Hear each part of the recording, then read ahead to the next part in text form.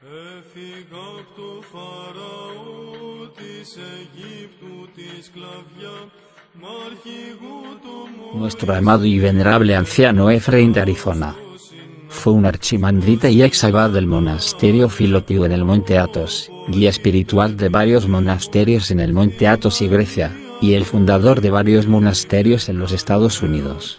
Trabajó en Arizona en el monasterio ortodoxo griego de San Antonio. Fue discípulo de San José Lesicasta del Monte Athos, y vivió en obediencia monástica a él, durante 12 años hasta el descanso del santo en 1959. El elder Efraín escribió muchos libros sobre sus experiencias y homilías de San José. Nació en 1927 en Volos, Grecia, en el día de la Natividad de San Juan Bautista, y recibió el nombre bautismal de Juan, Ioannis. Creció en la pobreza y ayudó a su padre en el trabajo, pero siempre trató de emular la vida piadosa de su madre Victoria, a quien luego amonestó a una monja con el nombre de Teofano. Comenzó a desear la vida monástica alrededor de los 14 años de edad, pero no recibió la bendición de su padre espiritual para irse y convertirse en monje hasta los 19 años. Una vez, solo un mes antes de abandonar el mundo, sus amigos decidieron visitar al elder José Lesicasta. Ioannis no tenía ningún regalo valioso para enviar con ellos, por lo que envió una pequeña bolsa de fideos y escribió una nota. Al desempacar regalos, el elder José dijo: "Este niño se convertirá en un monje aquí". Cuando los amigos de Ioannis regresaron y le dijeron estas palabras, simplemente lo olvidó. No tenía idea de su futura vida monástica y no tuvo la bendición del padre espiritual. Cuando Ioannis era un bebé, su madre tuvo una visión y entendió que se convertirá en monje en el Monte Athos. Entonces ella lo estaba preparando toda su vida, teniendo esta visión en mente, y cuando tenía 19 años, finalmente decidió enviarlo al elder José. Y ahora el padre espiritual no se opuso también.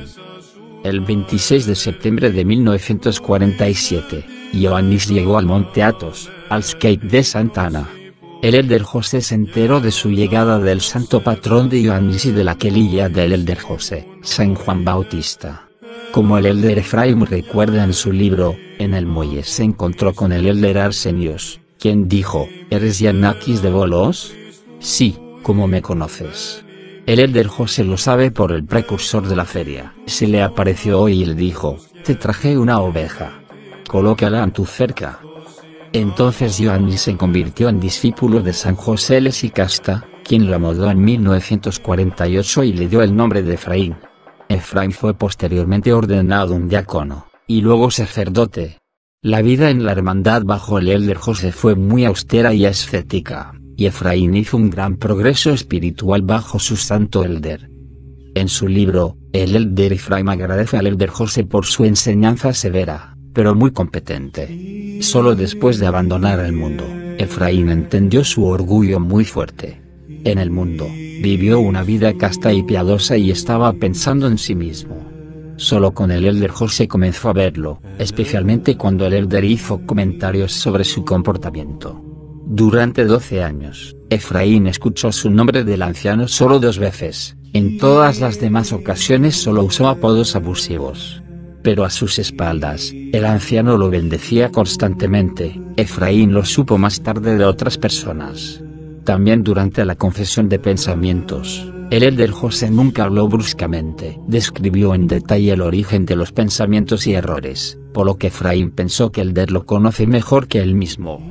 Después del descanso del elder José en 1959, el elder Efraín continuó viviendo en ascetismo durante muchos años hasta que se convirtió en abad del Santo Monasterio de Filotea en 1973, donde pudo revivir la vida espiritual en poco tiempo. Debido a la reputación del elder Efraín, la hermandad del monasterio creció rápidamente.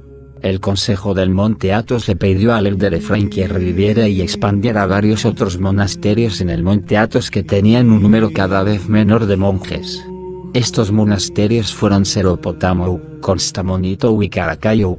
También se le pidió repoblar la Gran Laura, pero rechazado. Estos monasterios todavía están bajo su guía espiritual hoy.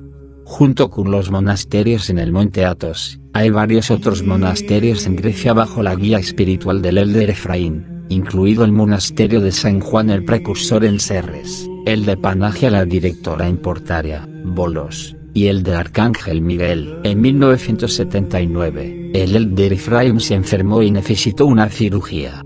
Luego, sus hijos espirituales de Canadá se ofrecieron a hacer la cirugía en Canadá. El anciano estuvo de acuerdo. La operación fue exitosa. Durante más de un mes, el elder Ephraim se quedó en Estados Unidos y se reunió con representantes de la comunidad griega. Llegó a saber que la vida espiritual en los círculos griegos se vio interrumpida. Las personas se quedaron por mucho tiempo sin confesión y con graves pecados, comulgaron totalmente sin preparación, no guardaron los cánones de la Iglesia, olvidan la piadosa vida ortodoxa, las tradiciones nacionales griegas y están acostumbrados a la vida viciosa. El padre Ephraim decidió ir a Estados Unidos cada vez con más frecuencia. Primero visitó Canadá, Toronto, Vancouver, Montreal, y luego fue invitado a los Estados Unidos. Al final, el Consejo de la Montaña Sagrada le advirtió que no puede continuar de esta manera y debe elegir, la Montaña Sagrada o América.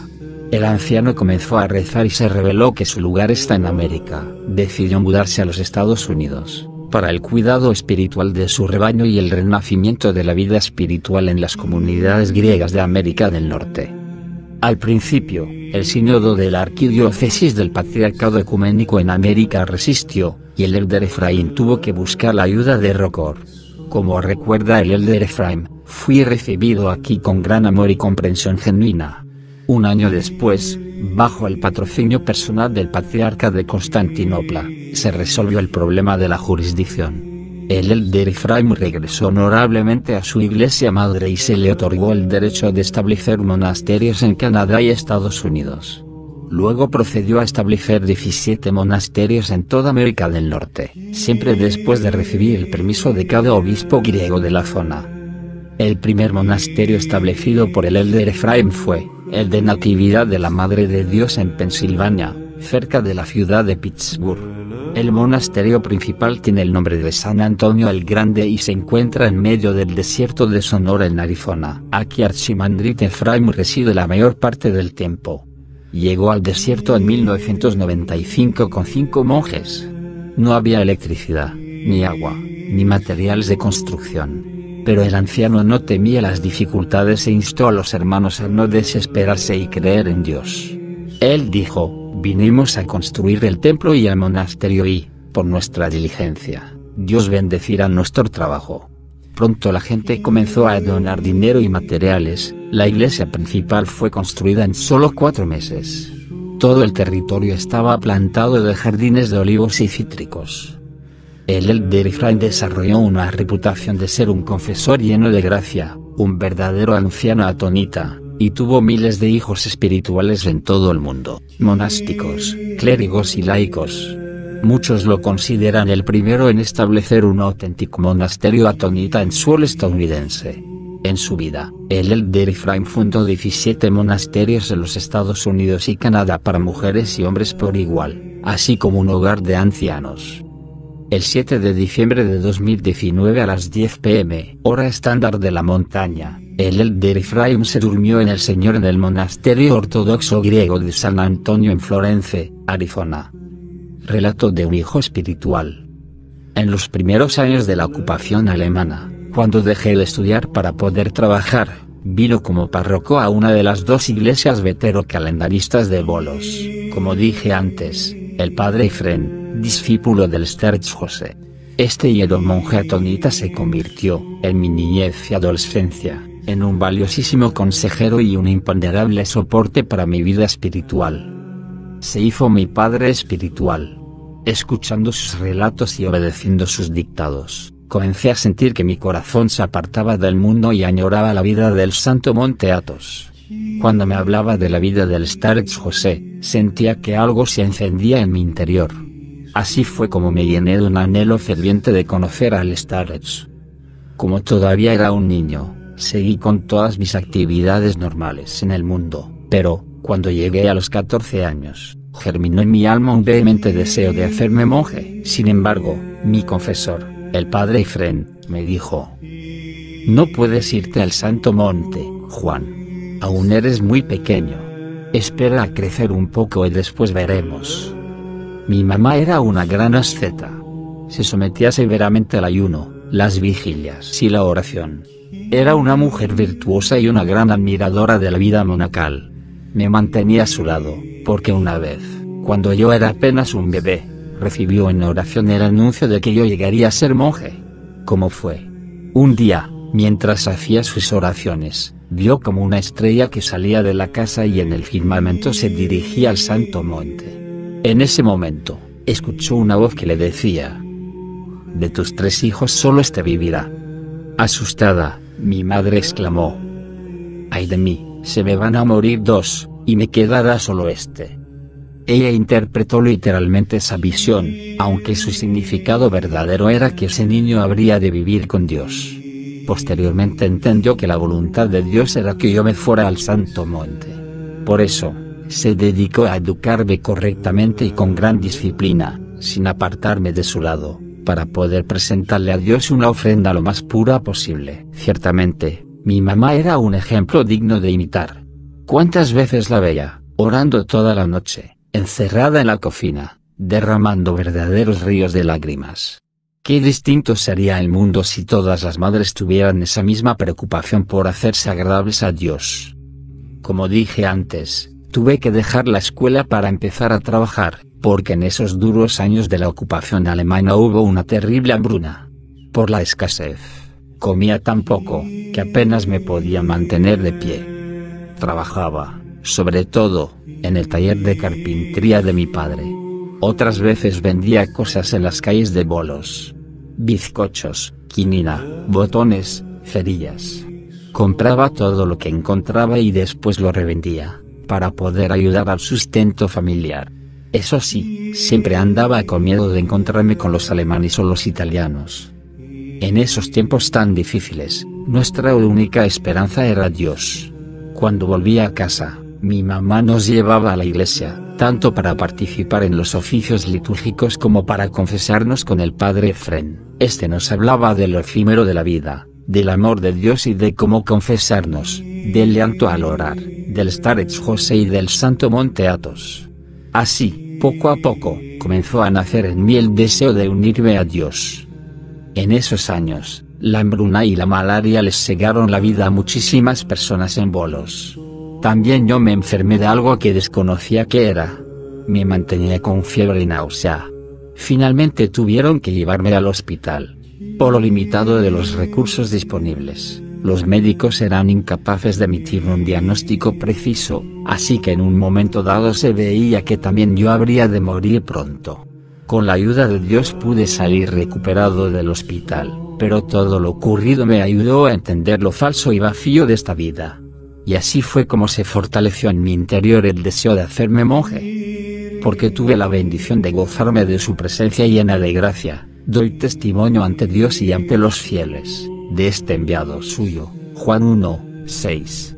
Ocurrió en el verano de 2014, cuando, hallándome de viaje por los Estados Unidos, una noche, sin planificar nada, me hallé ante las puertas del monasterio de San Antonio, en Arizona. Sabía que el padre Efrén el filotita no recibía a nadie que no anunciara su llegada con la debida anticipación, así que esperaba una respuesta negativa por parte de la gente del monasterio.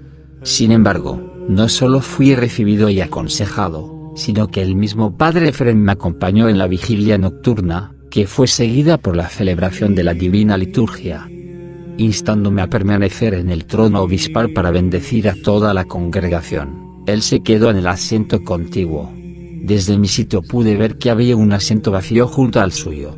Entonces, le pedí su bendición para levantarme del trono episcopal y sentarme a su lado, y él aceptó, mientras su rostro se iluminaba con una sonrisa.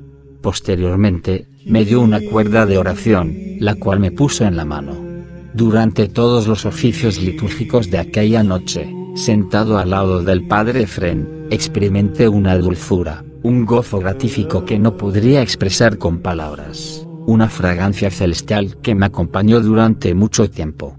Y, cada vez que practico la oración de Jesús, Utilizando la cuerda de oración que el Padre Efrén me regaló, siento como si el cielo mismo me sonriera. Al enterarme de su beata dormición, me entristecí al saber que había partido de entre nosotros un bello y generoso fruto de la tradición esicasta y atónita representada por el anciano José Lasceta, recientemente canonizado por el Patriarcado Ecuménico. Pero también me alegré, consciente de que hemos ganado, en el reino de los cielos, un poderoso intercesor que conoce las necesidades, tentaciones y sufrimientos de los cristianos de nuestros tiempos. De todas sus guías espirituales, editadas por sus discípulos, siento un especial afecto por esas en las que exhorta a sus hijos e hijas espirituales en tiempos de tribulación, animándolos a orar sin cesar. El Padre Efrén hablaba del reino del corazón, el cual, para sosegarse y llenarse de paz, debe antes recibir a Cristo con todas sus santas legiones, para alejar al demonio. ¿Y cómo se puede conseguir esto? Con la oración, especialmente con la oración del corazón. Para terminar, quisiera poner en sus corazones estas palabras del Padre Efrén el Filoteíta, de bendita memoria: todo es secundario, todo. Lo más importante es el nombre de Cristo. Actualmente, es posible vencer solamente con el amor. Mi vida fue un esfuerzo y dolor. Me tocó vivir la más dura de las pobrezas cuando la invasión de los alemanes, hambruna durante la ocupación, y tentaciones y sufrimiento en el monasterio. Una lucha dura. Solamente el nombre de Cristo y de la Madre de Dios pudieron darme las fuerzas necesarias para mantenerme en pie. El que no invoca diariamente los nombres de Cristo y de la Madre del Señor no es un cristiano verdadero. Los santos padres fueron iluminados por el Espíritu, así fue como nos dejaron estas breves oraciones. Son pocas palabras: Señor Jesucristo, ten piedad de nosotros, y Santísima Madre de Dios, ten piedad de nosotros. No hace falta leer enciclopedias o montañas de libros. Con estas dos pequeñas oraciones, cualquier cristiano puede alcanzar la salvación. Algunos consejos de nuestro amado Geronte Efrén el Filoteíta, sobre la forma de enfrentar las tentaciones. Así es como yo luchaba un tiempo contra una pasión, después contra otra, y cuando de repente aquella guerra se detenía y todo en mí se llenaba de paz por unos días, notaba cómo perdía todo progreso espiritual, hasta que, listo, empezaba otra guerra, otra lucha. Finalmente, al amainar aquella contienda atroz, venía la gracia de Dios. Lo que quiero decir con esto es que nosotros, los monjes, tenemos que aprender a luchar contra pasiones y demonios. Si no alcanzamos esta filosofía, no importa todo lo que aprendamos, los diplomas que obtengamos, los grados que avancemos, ni las destrezas que desarrollemos, si en nuestro interior no nos volvemos juiciosos contra las pasiones y los demonios, nos haremos cada vez más pequeños ante el Señor.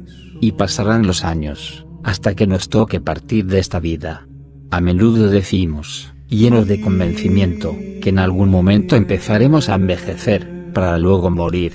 Pero es posible que no lleguemos a la vejez y que muramos siendo jóvenes.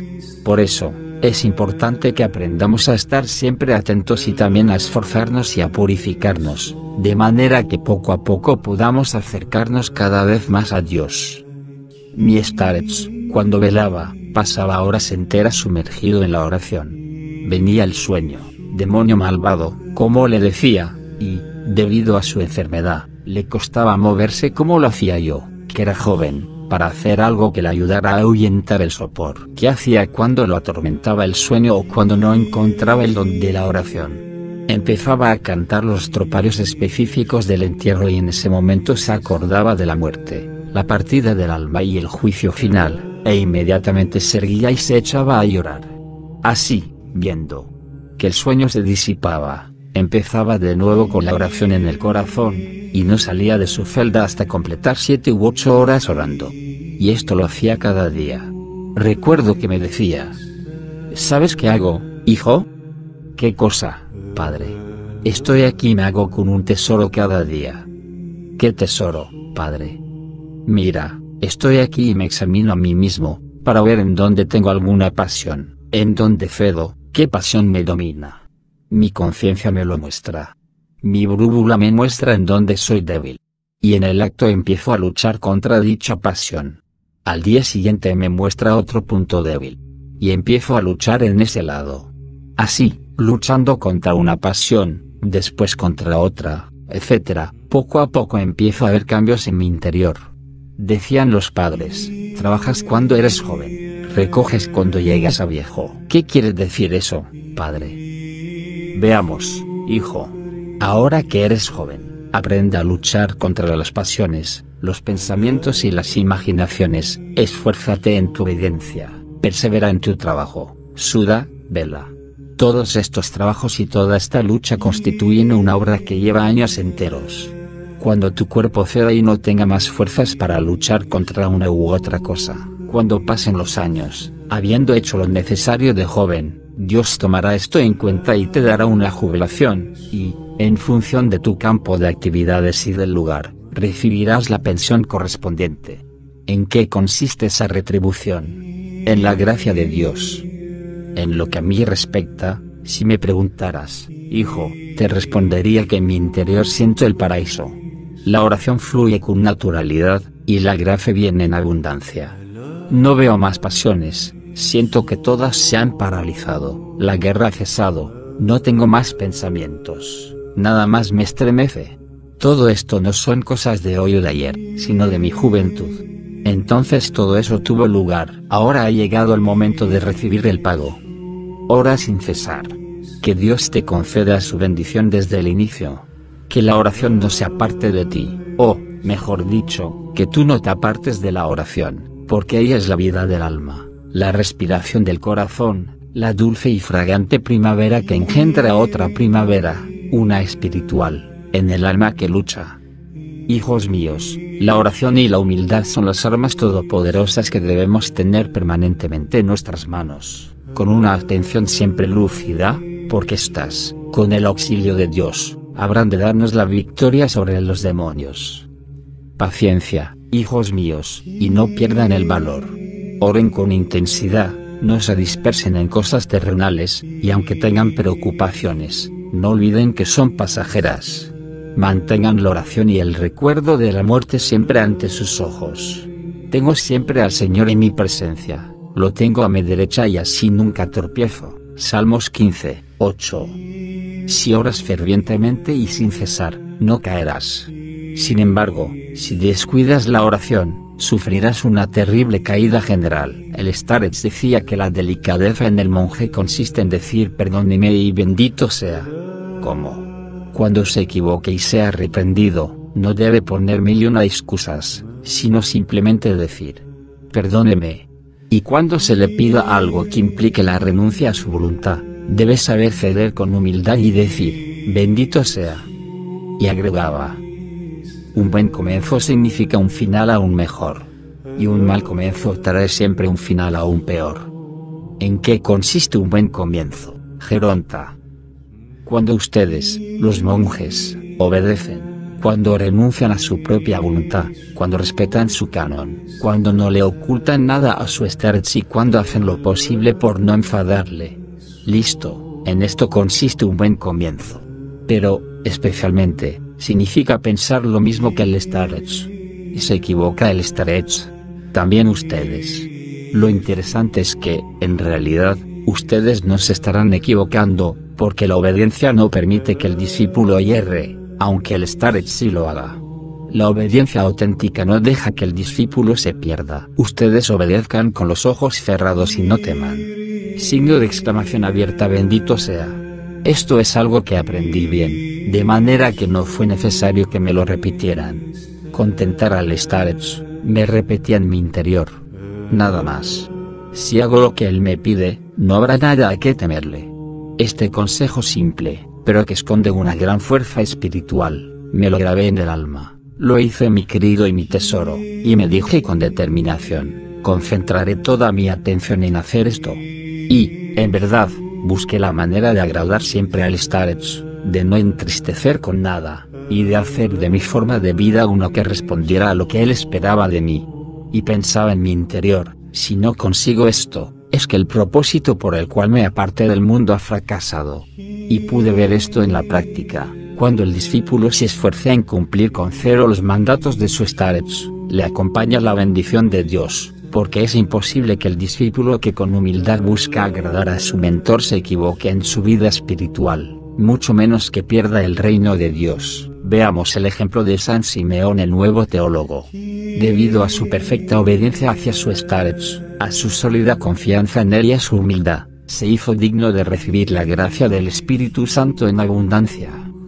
La pureza, nos enseñaba el anciano José, no se alcanza con bombones y juguetes. La pureza no viene al hombre si no es precedida por una cruenta lucha con los pensamientos. Incluso cuando el monje no haya conocido el pecado carnal cuando estaba en el mundo, en la vida monacal el demonio vendrá a embestirlo encarnizadamente. Aún más, desde luego, si tiene el pasado manchado con los pecados de la carne. El demonio inicia la guerra con figuraciones y la cultiva con los pensamientos, después ensucia la mente, la desciende al corazón, y termina mancillando el alma y el cuerpo. De esto depende el fracaso o el progreso del creyente, si cede o no a los ataques provenientes bajo la forma de figuraciones. Si comete el error de ponerse a discutir con el señuelo que le lleva al pecado y acepta voluntariamente la impureza del demonio, luego vendrá la caída con la mente, con el corazón y con el cuerpo, y al final el individuo se convertirá en un esclavo de sus pasiones. La fe ortodoxa es la única religión que manifiesta la verdad en toda su dimensión, en toda su altura, profundidad y longitud. La Iglesia nos anuncia todo por medio de su verdad. Por eso, seguiremos siendo hijos fieles de la Iglesia ortodoxa, la Iglesia de los mártires. El martirio de Cristo seguirá vigente hasta los mártires y confesores de los tiempos del Anticristo. Amemos nuestra ortodoxia y sigamos siendo sus hijos fieles hasta la muerte, para asemejarnos a nuestro Señor Jesucristo. Una mente que ha dejado de contemplar a Dios, se vuelve o carnal, o salvaje. San Marcos el asceta.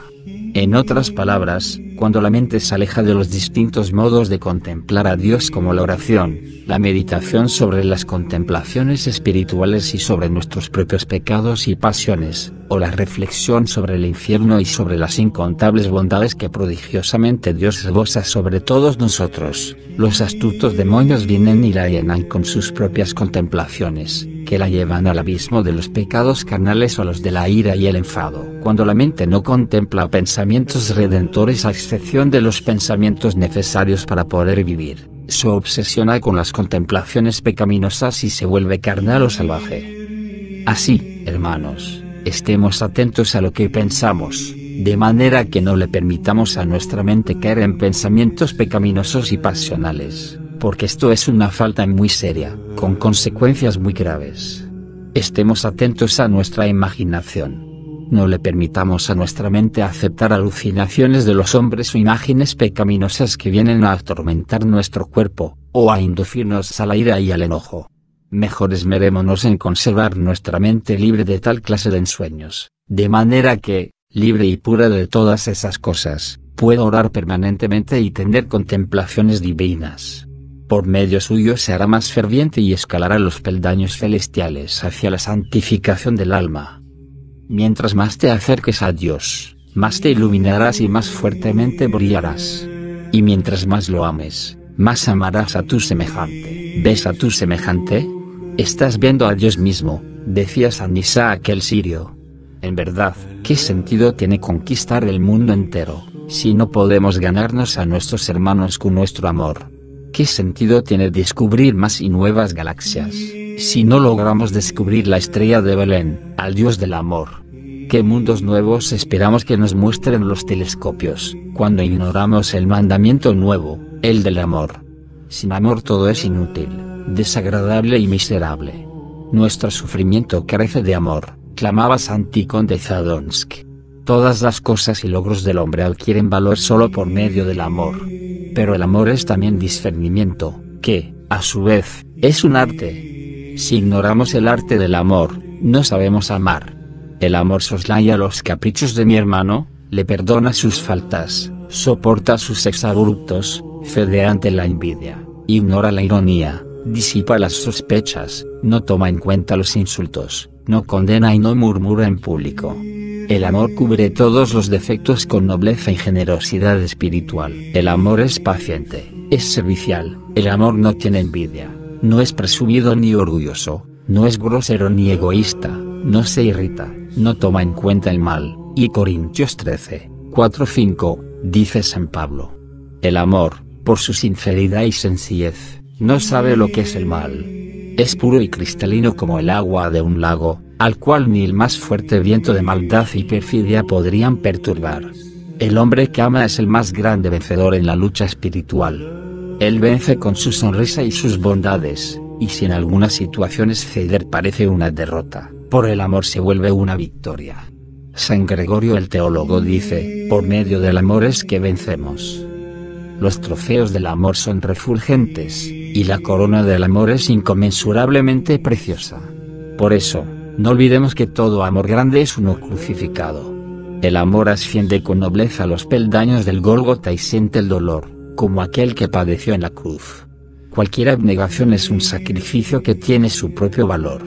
El Señor nos dice, y todo aquel que dé de beber tan solo un vaso de agua fresca a uno de estos pequeños, por ser discípulo, os aseguro que no perderá su recompensa. Mateo 10, 42. El amor es bondadoso con el hambriento, con el sediento, con el forastero, con el despreciado, con el encarcelado y con toda alma que sufre. También los que están en prisión son nuestros hermanos, por eso es que San Pablo nos ordena, acordaos de los presos, como si estuvierais con ellos encarcelados. Hebreos 13, 3, es decir que debemos sentir su encierro como si fuera el nuestro, al igual que el dolor de nuestro hermano. Alguien dijo, el dolor en el mundo es tan grande, que si quisiéramos juntar todas las lágrimas que son derramadas cada día por los hombres, nos hallaríamos ante el más grande caudal del planeta. El amor no significa solamente alegrarte con el que se alegra, sino llorar con los que lloran. Romanos 12, 15. Si cada nación tiene su propio himno, el cristianismo tiene el himno al amor, el mismo que el santo apóstol de los pueblos consigna excepcionalmente en el capítulo 13 de la primera epístola a los Corintios. Que este hermoso himno perviva en nuestros labios y en nuestra alma. Amén. Cristo recibe al hombre cada vez que se arrepiente, porque el baño de la Santa Confesión está presente en todo el mundo. Cristo espera, ilumina y ayuda a todo pecador a que se acerque a purificarse y a hacerse partícipe de su reino. El Señor es indulgente y misericordioso hoy, pero no después de nuestra muerte. Entonces será implacable, porque después de la muerte ya no existe el arrepentimiento. Eso sí, no debemos acercarnos a Dios por miedo a la amenaza del infierno después de la muerte, sino por amor a Él. Cuando pecamos, maldecimos, nos enfurecemos. Pero Él nos ama y nos perdona, esa es la peor amenaza para nuestro infierno. ¿Acaso es tan difícil reconocer, he pecado, y volver al buen camino? El individuo no ha terminado de pronunciar esas palabras, cuando Dios le responde, tus pecados están perdonados. Vemos a unos que no se arrepienten, que arrastran pecados gravísimos, dignos de toda condena, y, en un momento dado, se iluminan y vuelven a Dios.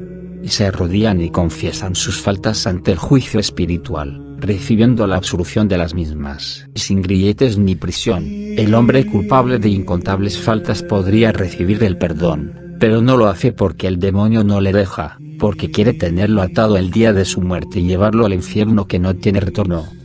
Hijo mío, no olvides que la muerte vendrá a cegarnos a todos. Todas las cosas humanas se extinguen y se derriten, tal como lo hace la cera. Solamente aquello que hacemos para Dios, por amor, solo eso queda, no se extingue, sino que brilla, para iluminar el camino que lleva al trono de Dios. Dedícate, aún con esfuerzo, a las obras de la salvación. Todo eso será considerado lucha, denuedo y oposición al demonio, y tu recompensa se te dará sin demora alguna. Esfuérzate, acuérdate de tu propia muerte, de los peajes del espíritu y del estremecedor juicio de Dios. El ayuno es la perdición de los demonios. El Señor nos dijo que, orando y ayunando, es posible expulsar toda clase de espíritus impuros. El Espíritu Santo no desciende a un vientre lleno, no se posa sobre un individuo saciado. Todo cristiano que desee vivir correctamente, debe poner como cimiento el ayuno, la oración y la lucidez, para alcanzar el nivel más alto de la virtud. La enfermedad es un ayuno involuntario. El enfermo debe cumplir su ayuno con paciencia y gratitud, porque no es posible de otra manera, debido a su misma dolencia. Cuando la fuerza de Cristo viene a nosotros, nos llena de vigor. Cuando el ayuno es fortalecido, acompañado y rodeado por los demás aspectos: oración, meditación, lucidez espiritual, asistencia a la iglesia, confesión, comunión, buenas acciones y caridad, se completa la belleza de la preparación del alma. Con esto, el enfermo conocerá lo infinito del amor de Cristo por los hombres. Verá, así, que Cristo, como Dios en este mundo, enfrentó el martirio para ayudarnos a nosotros, que somos tan indiferentes, a luchar. Si Cristo sufrió, nosotros, sus discípulos, ¿habremos de elegir un camino diferente? Las aflicciones son instrumentos o herramientas que Dios tiene en su mano. Solo Él sabe utilizarlas de la forma en que se lo dicta su infinita sabiduría. Él las utiliza de forma distinta en cada caso, de acuerdo a las necesidades de cada quien. Las aflicciones, en sus diferentes formas, purifican y santifican a quienes las aceptan con abnegación y conocimiento. Es decir, que cada tribulación que enfrenta el cristiano, representa un examen divino en pos de su salvación, enviado por la dulcísima diestra de nuestro Padre Celestial, aunque a nuestra naturaleza le desagraden semejantes cosas, tal como los medicamentos amargos no son del agrado del enfermo. Las tentaciones son como las tormentas marinas: cuando una de estas sobreviene, el mar arroja fuera toda la miseria y los desechos acumulados, se purifica, así, y se tranquiliza. Por medio de las tentaciones nos purificamos, nos acercamos a Dios y nos deificamos. Pero pidámosle al Señor que nos libre de la tentación que viene con su voluntad, porque la salvación del hombre pende de un hilo. La gracia de la experiencia que nos deja la tentación es mucho más valiosa que el don que viene y se hace por agradecimiento y felicidad, porque éste se da al poco tiempo, en tanto que la gracia que nos otorga la experiencia permanece para toda la vida. La utilidad de las tentaciones es muy grande, si provienen de Dios para que aprendamos. Por medio de las tentaciones obtenemos la virtud. Pero oremos para que las tentaciones no vengan por consentimiento de Dios, porque esas son más fuertes que nuestras fuerzas. Dios permite tales tentaciones debido a nuestro egoísmo. Desde luego que todos tenemos egoísmo, pero aquí se trata del egoísmo que viene a morar en nuestro interior y al que no queremos renunciar. Entonces Dios deja que vengan a nosotros tentaciones más fuertes que nuestras capacidades. Y dos cosas pueden ocurrir: que nos humillemos y Dios nos perdone, o que, debido a nuestro enorme egoísmo, nos volvamos aún peores y lleguemos al suicidio, la renuncia a la vida monacal, etc. Por eso, pidámosle al Señor que nos libre de semejantes tentaciones. Juzgar a los demás es una muestra de egoísmo. No ves tus faltas, sino solamente las del otro. Un sacerdote que tenía el don del discernimiento pudo ver cómo la gracia salía de un monje que acababa de juzgar a otro. Un anciano se salvó y su nombre quedó escrito en el libro de la vida, porque nunca juzgó a sus semejantes que erraban. Otro anciano fue castigado durante 3 años por un ángel, precisamente por haber juzgado a su prójimo. Las tentaciones que vienen al individuo tienen como propósito el hacerle más humilde. Me dijo mi padre espiritual: de las más grandes tentaciones obtuve una gracia enorme, tanto que pude sentirla y tocarla. Por eso es que debemos ser pacientes y soportar con esperanza todas las tentaciones. Debemos practicar el discernimiento, además de la oración. Una cosa ayuda a la otra, tal como ambas manos se ayudan mutuamente. El discernimiento trae la oración, y la oración trae el discernimiento. La oración debe hacerse continuamente, sea en voz alta, sea con la mente. No debe detenerse nunca. La interrupción de la oración y la dejadez se asemejan a un soldado que carga su arma al hombro, dejando que el enemigo se le acerque y le mate. Pero, si mantiene el dedo en el gatillo, cuando aparezca su adversario, podrá disparar primero y se librará de él. El demonio tiembla al escuchar el nombre de Jesucristo y cuando la oración se hace de forma que la persona entiende lo que ha pedido, es decir, cuando es consciente de lo que dice. Esto es a lo que más le teme el maligno. La oración santifica en nuestra boca, el aire que nos rodea y el lugar donde oramos. Leyendo y por medio de las conversaciones de edificación espiritual, golpeas al maligno en la cabeza, en los pies, en las manos, pero con la oración mental lo golpeas en el corazón, por eso es que reacciona de una forma tan fuerte. La oración debe ser elevada, día y noche, desde la boca, la mente y el alma. No dejemos que nuestra mente permanezca sin ocupación, sino que también ella trabaje en la oración o la contemplación, porque, de lo contrario, vendrá el mal sembrador a arrojar la semilla de la turbación en el alma. El monje que no ora, es un monje solo por fuera. El nombre de Jesús santifica la boca, la mente y el corazón. El demonio se esfuerza en detener la oración enviándonos distintas preocupaciones, trabajos y necesidades. Después de atar, digámoslo así, al dueño de la casa, le resulta fácil hacer su trabajo. Por eso, es necesario alejar pronto de la mente cualquier figuración, cualquier otra cosa. Al orar, que nada preocupe a la mente, que no haya nada terrenal que atraiga su atención. Dile, sí, demonio, mañana, cuando termine de orar, haré todo eso, pero en este momento existimos solo Dios y yo, nada más. El demonio usurpa tu mente y la lleva a donde quiera él. Cuando la mente se vuelve, trae al alma toda la miseria y le provoca grandes males y enfermedades. El medicamento, la terapia, el arma en contra de la dispersión de la mente, es la lucidez. El maligno busca siempre la forma de destruirla. Para sanar completamente de las pasiones, hay que detener todas las figuraciones, imaginaciones, es decir, la dispersión de la mente. El pecado no podrá realizarse si no aceptamos primero el pensamiento que nos lo induce. Primero se entrega el hombre interior, por medio de la imaginación, y luego viene el pecado exterior.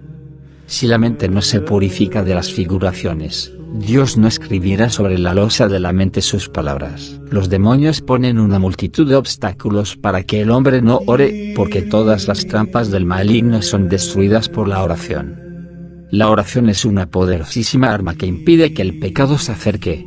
Los demonios tiemblan cuando pronunciamos el nombre de Jesucristo.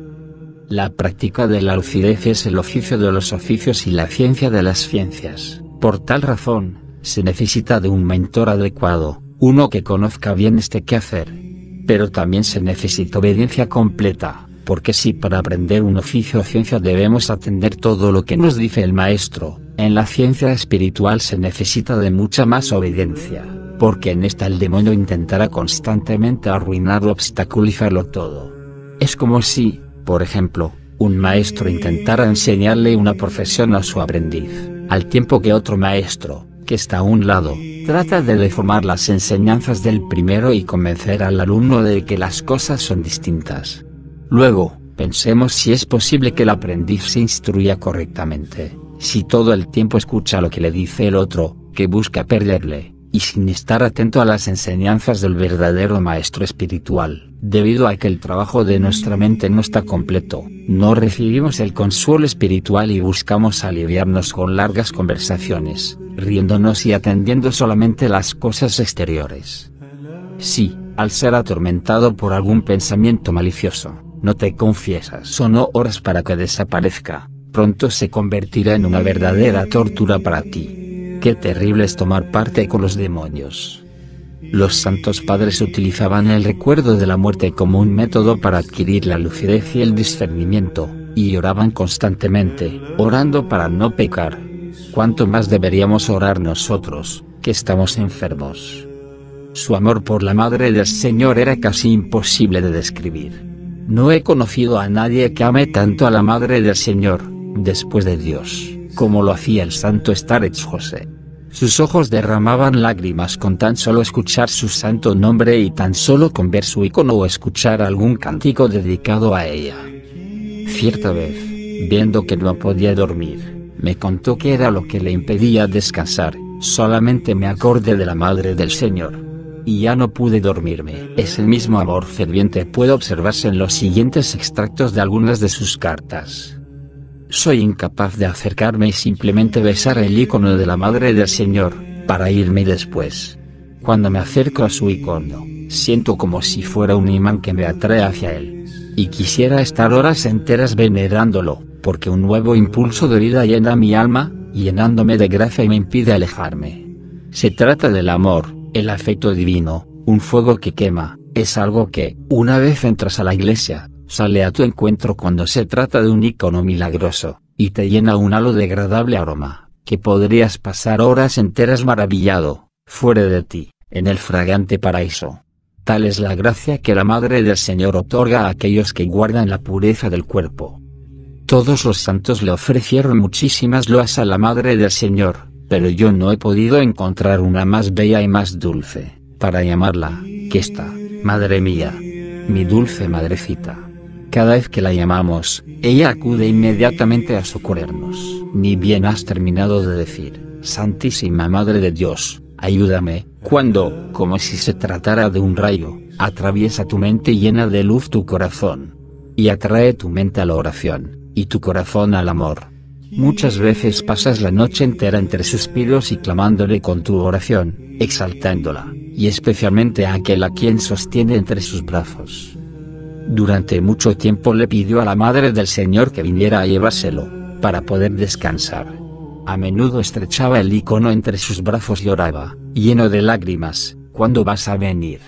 ¿Cuándo vendrás a por mi alma? Y la Madre del Señor, para demostrar cuánto amor y cuánta devoción tenía el Starets hacia ella, vino a llevarse su alma justo en el día de su dormición. Cierto día, mientras ayudaba en la cocina a preparar los alimentos para toda la comunidad del monasterio, me puse a repetir, con mi boca, la oración Señor Jesucristo, Hijo de Dios, ten piedad de mí.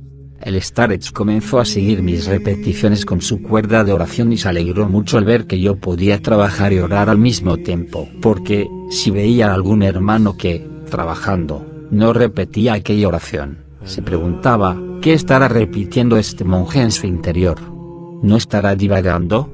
Y, siendo nuestro Padre espiritual, se intranquilizaba.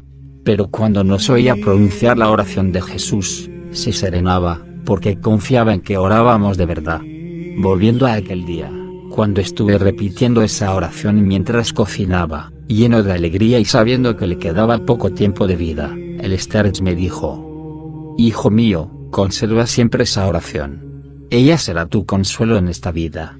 Aférrate a la oración y todo caminará bien. No temas, porque después de que yo muera esta oración será todo para ti y te mantendrá en el camino espiritual y monacal. No la dejes nunca, hijo mío. Con sus oraciones, Padre, la mantendré. Estos grandes padres nos enseñaron que cuando el hombre es atacado por pensamientos sucios, orgullosos, egoístas, blasfemos y pecaminosos, el alma debe luchar para alejarlos, con ira y odio, con oración y repudio. Pero no basta con utilizar solamente la ira y el odio en contra de los pensamientos e imaginaciones que nos perjudican. Es absolutamente necesario que oremos incesantemente, e invoquemos sin descanso el divino nombre, Señor Jesucristo, ten piedad de mí.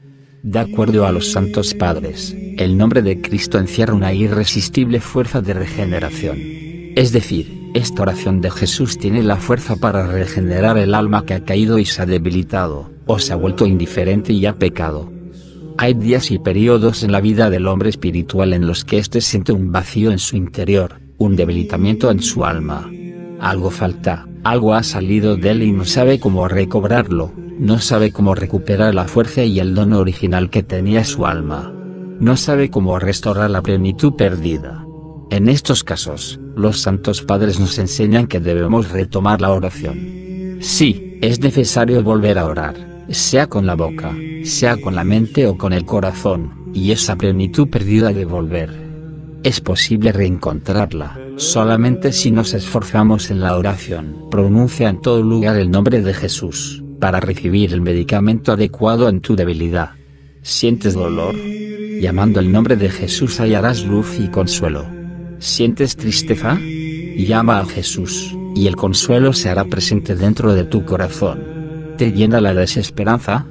No te lamentes más, pon tus esperanzas en Jesús, y tu alma se llenará de valor. ¿Te agobian los pensamientos carnales y te atraen los placeres de los sentidos? Recibe el fuego purificador del nombre de Jesús, y arroja la maleza a sus llamas. ¿Te inundan los pensamientos mundanos? Exclama: ilumíname, Jesús, para saber cómo resolver mis problemas, y actuar de acuerdo a tu santa voluntad. Inmediatamente te tranquilizarás, y podrás avanzar lleno de esperanza. En todo y para todo utiliza el nombre de Jesús como base, techo y columna. Y no le temas a los enemigos. Que solamente te asuste hacer algo sin él. No esperes sanar y purificar toda la podredumbre, si antes no tomas el medicamento adecuado. Otra forma de la caridad es esa que no se limita a lo material. Esta es la caridad que practican los que aman verdaderamente a su prójimo. Lo visitan en el hospital, le dan ánimos, le ofrecen algún librito de provecho, le consuelan y le ayudan a no caer en la desesperanza. Si ven que alguien les insulta, le responden con amor, para que abandone la blasfemia. Por eso es que el Señor dice, aquel que hace digno al que es indigno, habla como yo lo haría. Es decir, aquel que, siendo digno, hace digno a quien no lo es, con sus palabras, con sus obras o con su propio ejemplo, dice Cristo, habla como yo lo haría. Así como yo, Cristo, con mi palabra guío y levanto a los hombres, lo mismo hace el amor de estos para con su semejante. Muchas veces, estos hombres que actúan de acuerdo al amor que hay en sus corazones pueden salvar a sus semejantes de una muerte segura, física o espiritual. Una palabra de consuelo, una mirada, un simple gesto de aliento pueden ofrecer descanso espiritual al otro. Y esta forma de caridad es invaluable. Luego, oremos para que el Señor nos haga dignos de recubrirnos con esa caridad por dentro y por fuera de nosotros, para tener esperanzas en su misericordia y perdón, el día de su estremecedor juicio. Oh, amado y dulcísimo Jesús Cristo, quien oró por mí, para que me trajeras a este mundo y para que naciera en una familia de padres buenos y creyentes. ¿Cuánto tengo que amarte, para agradecerte por este enorme don y por el bien que me has hecho? Aunque por ti derramara toda mi sangre, no conseguiría agradecerte nada. Dulcísimo Salvador mío, ¿quién te pidió que me soportaras tantos años, a mí que desde mi puericia vengo pecando, sin que me rechaces, aún viendo cómo juzgo a los demás, cómo robo, cómo me enfurezco, cómo anhelo satisfacer los deseos de mi vientre y cómo caigo en tantas debilidades, cometiendo incontables maldades, mientras que a ti, Dios mío, te insulto con mis actos? Tú, Señor mío, no has enviado la muerte para que me lleve, hallándome entre tantos pecados, sino que me has seguido sufriendo, a mí, pecador, que si muriera hoy, caería en el tormento eterno. Oh, grande es tu bondad, Señor. Cuando nuestra oración es humilde, cuando es acompañada de las obras del amor y de la caridad, Dios nos responde con la misma medida. Nosotros, que nos consideramos sanos, no olvidemos a los que sufren. Que no falten en nuestras oraciones y atención, pidámosle a Dios que los llene de paciencia, consuelo, salud. Debemos familiarizarnos con el dolor de nuestros hermanos. Si no actuamos así, es porque no amamos. Si los olvidamos a ellos, estamos saliendo del amor de Dios. Él los prueba, para llevarlos a su reino, pero nosotros debemos colaborar también en esta tarea. Pensemos, ¿cuántos están agonizando espiritualmente, en este momento? Su forma de vida los condena y su conciencia los reprende, diciéndoles, ¿qué va a pasar contigo? Que este dolor y esta agonía se hagan nuestras, y entonces, Dios, quien conoce nuestros corazones y lo que hay en nuestras entrañas, conocerá también ese amor, lo tomará y se comprometerá con él. No solo nos recompensará en la vida eterna, sino que también en esta pasajera, nos auxiliará en las aflicciones, iluminando a los otros para que oren por nosotros, así como lo hemos hecho antes por ellos.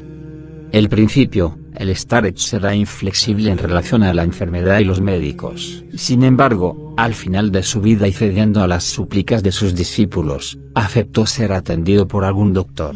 Entonces, observando la utilidad de los medicamentos, dijo: muchos me han buscado para pedirme ayuda, sanando con oración y ayuno. No obstante, Dios dejó de escucharme, para que pudiera entender que también los medicamentos y los médicos son necesarios. Asimismo, para que aprendiera a ser indulgente con los demás. He leído las cartas de San Nectario y noté cuánta atención daba a los medicamentos y a los doctores. Un santo tan grande. Yo, una asceta pobre, en soledad envejecí y deseaba sanarme tan solo con la fe. Pero ahora he aprendido que es necesaria la medicina y también la gracia. El ángel guardián es el hermano mayor de cada persona, porque estando siempre cerca de Dios, teniendo ese privilegio, le pide por su hermano menor. Y, a su vez, la persona le pide, como a un hermano mayor, que lo cuide e interceda por él, sabiendo de ese privilegio suyo frente a Dios. Los ángeles nos ayudan invisiblemente, de cuántas situaciones de muerte y tentaciones nos protegen. Cuántas oraciones no elevan por nosotros cuando están frente a Dios. Y cuando muramos, Él nos ayudará a caminar hacia Dios y a atravesar los peajes del Espíritu. Por eso debemos alimentar un amor especial por los ángeles de Dios. En donde te encuentre, ahí te juzgaré. Tal es la importancia del momento. ¿Te encontró en contrición? ¿Te encontró en confesión? ¿Te halló diciendo, Padre, te he fallado a ti y al cielo? ¿Te encontró derramando lágrimas de arrepentimiento sincero y reprendiéndote a ti mismo? Porque, en un momento, Dios te juzgará, así como lo prometió, el Señor es fiel a sus palabras. Si, al contrario, Él te encuentra en lo opuesto, oh, hombre, entonces se te abrirán los ojos del alma y podrás ver cuánto perjuicio te has hecho. Sabiendo que Dios te va a juzgar, es importante arrepentirte lo antes que puedas. Piensa que cuando el banquete ha llegado a su final, todos los discursos son ya inútiles. Todo ha terminado. ¡Qué grande es este misterio! Oh, Dios mío, dulcísimo Jesús mío, abre los ojos de mi alma para que pueda ver con claridad el misterio de la eternidad de mi salvación, para preparar las provisiones, ayudado por tu gracia, no sea que al final de mi vida me encuentre sin premio. Porque, como puedes ver, no hago más que seguirme llenando de iniquidades. Dame lágrimas y un arrepentimiento sincero antes de que venga el momento final, cuando he de escuchar tu voz, diciendo, prepara todo en tu casa, porque dejarás de vivir. El anciano Filemón decía, muchos de los santos padres pudieron ver a los ángeles que les protegían, razón por la cual decidieron encerrarse en su silencio, dejando de hablar con los demás. Entonces, en lugar de perder el tiempo, ora. Y cuando la indiferencia y la apatía te ataquen con más fuerza, témete de la amenaza que el Señor pronunciará sobre el siervo astuto y ocioso. Mateo 25, 26. Si con creciente dejadez ves cómo pasan los días y las noches, ten por seguro que muy pronto devendrás en un completo indiferente. ¿Acaso te perderás con todo y tu indiferencia, mientras que otros reciben coronas por su esfuerzo y perseverancia? Hermano, esfuérzate un poco en orar y velar, para que puedas ver cómo brota la alegría en tu corazón y cómo amanece la luz en el firmamento de tu mente. No hablo de esa alegría que desaparece antes de que puedas ser parte de ella, sino de esa dulce felicidad, semejante a la dulzura de los ángeles y la luz inextinguible del mundo que vendrá, misma que Cristo, luz del mundo, derramará sobre ti antes de que partas de este siglo, y que viene por medio de la oración. Cada minuto tiene su valor. En tan solo un minuto podemos pensar en tantas cosas, buenas o malas. Un pensamiento sobre Dios nos puede elevar a los cielos, mientras que uno malicioso nos hace descender al infierno. Comprobémoslo, cuánto valor tiene un simple minuto de nuestra vida. Sin embargo, y desafortunadamente, esto es algo que olvidamos fácilmente. Así, dejamos pasar las horas, los días y los años, sin obtener ningún beneficio. ¿Pero qué digo? ¿Tan solo sin beneficio? ¿Cuánto nos toca sufrir por esto? Pero seguimos sin entenderlo. No obstante, en un momento determinado, cuando nuestra alma se prepare ya para salir del cuerpo, seremos capaces de entenderlo, pero será ya demasiado tarde. Y es que en esos instantes no es posible ninguna rectificación. Por tanto, es ahora cuando debemos concientizar dentro nuestro y entender que podemos comenzar. Explotemos el precioso tiempo de nuestra vida. Feliz momento, comenzar a valorar el tiempo, porque solo así llegaremos a enriquecernos espiritualmente. Nunca es demasiado tarde, porque el Señor espera que cada uno de nosotros se despierte, para darnos ese don. Él se esfuerza enormemente en despertarnos. En general, tus pensamientos son meramente humanos. Empieza, entonces, a confiar en Dios Todopoderoso, y todo eso se desvanecerá. Con todo, ni un cabello de su cabeza se perderá. Lucas 21, 18. Cristo Jesús permanece hoy como ayer y por la eternidad. Hebreos 13, 8. Acuérdate de las tentaciones que atravesaron los santos, y tranquilízate. No se sientan tristes porque el demonio de los vicios les presenta imágenes provocadoras para inducirles una predisposición perniciosa y peligrosa. Porque si pensamos en la incertidumbre del momento de nuestra propia muerte, nos tranquilizaremos. Por tanto, oren, hijos míos, y no teman. La Santísima Madre de Dios, protectora nuestra, nos dará nuevamente la victoria. Piensa en la preciosa alma de tu hermana y en su inestimable valor, porque Cristo murió también por ella. Ten paciencia en todo, recuerda que Cristo fue insultado, golpeado, atormentado con el látigo y finalmente clavado en la cruz. Y todo esto Él lo sufrió por nosotros. Por eso, también a nosotros nos corresponde sufrir de manera semejante por su amor, y también por nuestra propia salvación, a pesar de nuestros innumerables pecados. Considera cualquier insulto que recibas, como si se tratara de una corona de oro.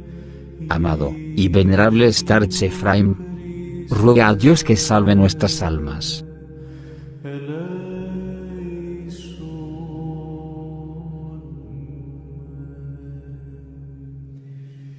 Kyrie